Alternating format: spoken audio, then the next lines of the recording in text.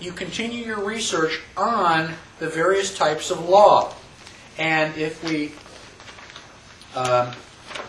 flip back to page 16, the second paragraph there, if you want to understand the difference between common law, equity law, and admiralty law, I strongly recommend that you go to the internet, to this ptialaska.net, and read the USA, the Republic is the house that no one lives in. It is a 58-page document that you can download for free.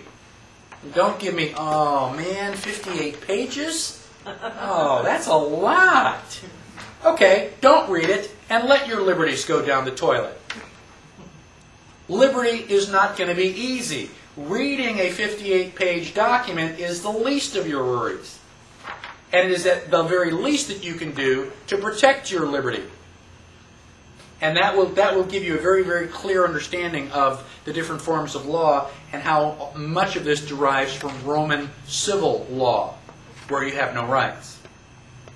So, we want to continue law. This is not all of the law. It's the three that are constitutionally specified, but there are other laws. All the laws written by Congress since the Constitution was written are called statutes. Originally, they were organized by date. That was the law that we passed in 1789. That was the law that we passed in 1791. Well, when they weren't passing very many laws, that was easy. And then eventually, it was, gosh, was that the law that we passed on Monday or the one that we passed on Tuesday? And then eventually, Monday morning, Monday afternoon, gosh, was that before or after lunch? I just can't remember all these laws we're passing. So they organized them by index. And we have 50 titles. Those 50 titles are part of the United States Code. And you can download the United States Code off of the internet. And I give you a website on page 18. Basically at the bottom of page 18. You can download them. The only thing is that you've got to download each title by itself. So it's a little bit monotonous, but you get all the information. You can also order a CD-ROM. I think it's about $35, $40. You can get it from the National Archive, and you'll have everything on one CD-ROM. Amazing stuff. I highly recommend it. Now, within the United States Code, there are two types of law. Positive law and non-positive law. Positive law applies to everybody. The Freedom of Information Act, Title V, that applies to everybody. Black, white, male, female, young, old, doesn't matter. It applies to you. Some of these laws are non-positive law. They don't apply to everybody. Title 27 of the United States Code is alcohol, tobacco, and firearms. Now, if you distill alcohol, or grow tobacco, or build guns, you fall under alcohol, tobacco, and firearms. And you have to pay special taxes. Anybody here distill alcohol? Grow tobacco? Build guns for a living? Okay.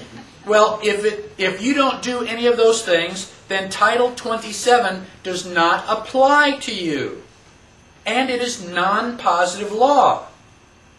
It only applies to the people who do those special things. Now, if it is positive law, it says so. You go to Title V, it says, this is positive law. Right there at the top. Well, you can go through the 50 titles, flip over to page 18, and I have given you a list of all the positive law titles.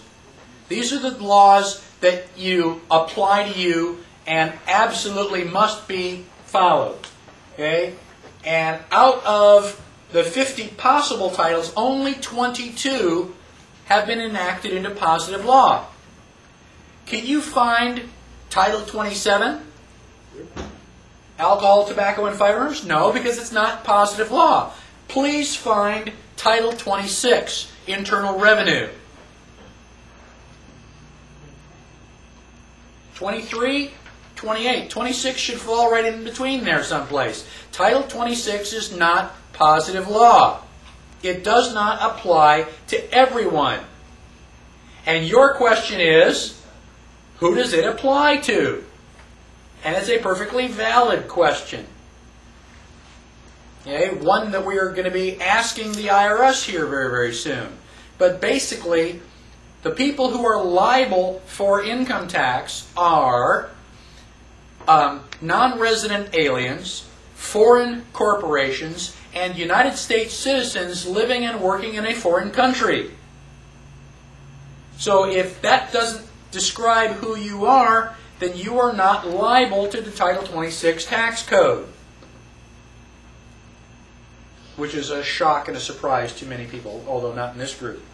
Now, one of the interesting things is that the current federal income tax regulations define gross income to mean all income from whatever source derived unless excluded by law. So there are some incomes which are not gross income. The regulations explain that the items of income compensation for services make up classes, and then regulations direct the reader to another section which provide classes. A class of gross income may be excluded income. And that leads to a section, it's very, very convoluted. I mean, they can't just say it in black and white because then you'd know.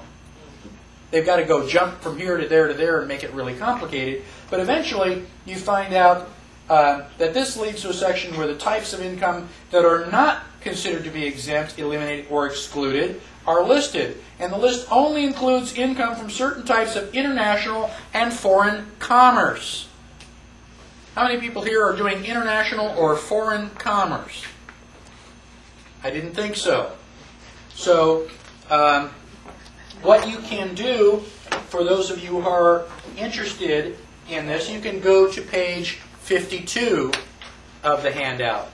And I have a long list of websites that you can do research in or at, establishing basically what the tax code is, what it says, and I'd like to repeat the 3 rules listed over on the side.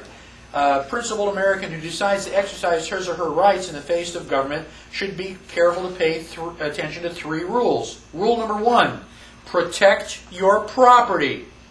Rule number 2, get educated. Then rule number 3 is take action. Do not do them in the reverse order. The government does not play fair. They do not play nice. If you are going to do this at all, be prepared for the ride of your life, because it's going to take pretty much all of your energy. Now, most of the law here in the United States falls under the Uniform Commercial Code, the UCC.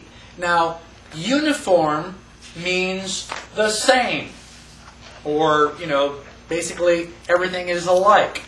What they did in the early 1930s is to take equity law, where the judge has an arbitrary decision, and admiralty law, and combine them together into the UCC, uniform. So that equity and admiralty are now the same. That makes everything a lot more convenient, doesn't it? Convenient for whom? Convenient for you? No, the people who were taking advantage of it. This is Uniform Commercial Code. What does commerce mean? Trade. Trade, contract. And code is not law, necessarily.